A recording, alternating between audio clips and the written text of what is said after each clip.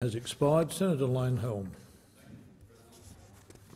My question is to Senator Ryan, representing the Minister for Social Services. The Parliamentary Budget Office recently calculated, at my request, that Australian taxpayers provide $15 billion of welfare to 870,000 people who live in Australia but are not Australian citizens, of whom 710,000 are not covered by a bilateral welfare agreement with another country. To put this in perspective, it means that a family of 4 people in Western Sydney hands $2,500 a year to the government, which then gives it to people who are not Australians. Is the government open to considering reduced access to welfare for non-citizens, particularly those who are not refugees? If not, how would you justify this expenditure to the family of 4 from Penrith who are paying for it? The Special Minister of State representing the Minister for Social Services, Senator Ryan. Thank you, Mr President. I thank Senator Lane-Helm for the question and for his provision of some notice of it to me shortly before question time. The government is committed to ensuring Australia's strong welfare system is affordable and sustainable for the future, while providing targeted support to Australians most in need. The government is also committed to ensuring the residency-based nature of the welfare system. As part of the budget brought down last night, the government will strengthen the residency requirement for pensioners.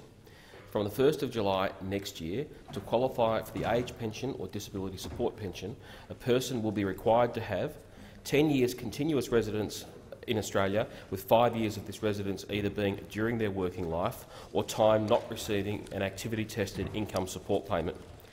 In circumstances where the person does not meet these requirements, they will be required to have 15 years continuous Australian residence before being eligible to receive the age pension or DSP.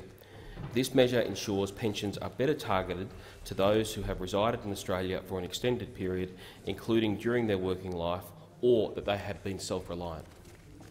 Thank you, Minister. Senator Lane-Helm, supplementary question. Yes, Mr President. Minister, do you think that skilled migrants consider eligibility for welfare when deciding to come to Australia? Or do you think eligibility for welfare would be a bigger consideration for family reunion migrants? Minister. Thank you, Mr President, and again thanks Senator Lane-Helm that allowed me for some notice that allowed me to get some information on this. On a personal level, I'm not entirely sure I'm well qualified to answer that. Australia's welfare system is based on residency, with access to taxpayer-funded payments generally restricted to citizens and to permanent residents.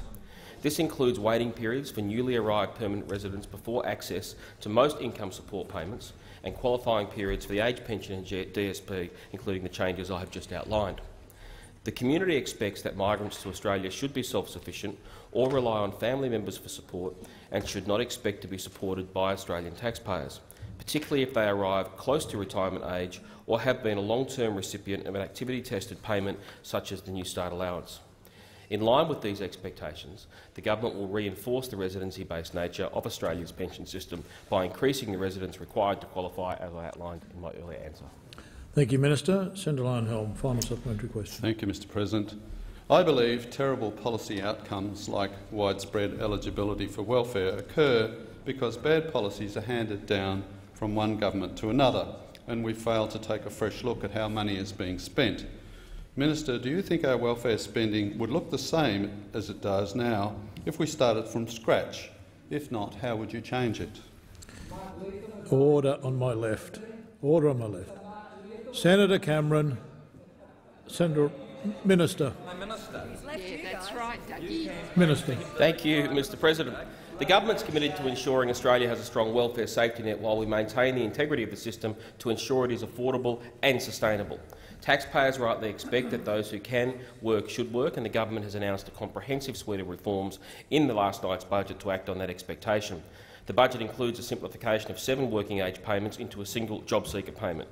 This will be complemented by improvements to mutual obligations and compliance by the Minister for Employment.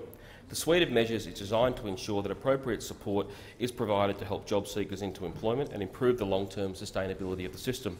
And in response to the question about my own personal opinion, Mr President, it's not my portfolio, so it's probably best I don't comment.